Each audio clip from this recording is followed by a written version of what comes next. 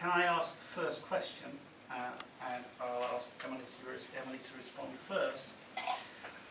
How should the next mayor make sure that London leads the world in preventing and tackling homelessness?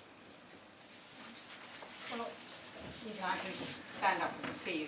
Thank you for inviting me, and as you heard, I've spent the last 20 years working in housing as a housing solicitor. I started out in legal aid in homelessness, and since then I've worked for social landlords, social tenants, private tenants, leaseholders, you name it, I've done it in housing.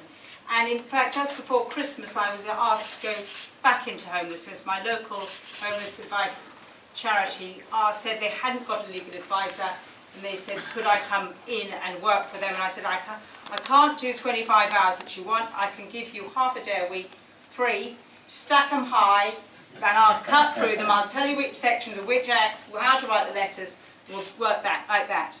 And I can tell you, in 20 years, it has not got better. It has got worse, much worse. Whereas in the past I could find a chink in the armour to house people, now it's not even a chink, it's a hairline if I'm lucky to get people into housing. So I'm really pleased in many ways your question about preventing homelessness has come up, because it is one of the frustrations I have working with local authorities, because often they think that prevention of homelessness is something they have to do with private landlords, instead of actually thinking it's something they have to do about their own stock, their own way they treat their tenants. They can actually start using some form of actually profiling tenants, working out some tenants are more at risk of homelessness than others, and putting in the care, the support, in when you house them.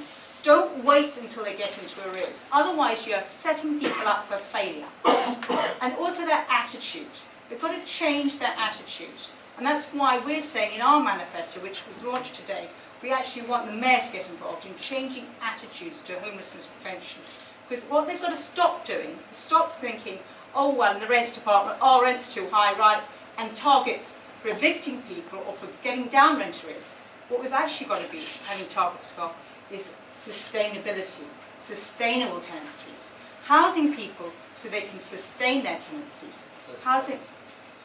The second, I'm going to quickly rabbit on forever, is 30 seconds. If someone says to solve housing, you just need to build more houses, they do not understand London's housing crisis. It's not about only building houses. It's about sorting out the foreign investors and the tax incentives. It's about building, yes. It's about also using empty properties. It's about sorting out the right to buy and reducing it and sorting out the fraud there. There is so much more. And to finish with what we're saying for building, is you know that £20 you paid for the Olympics, we're saying continue it for 10 more years. That will raise £2 billion.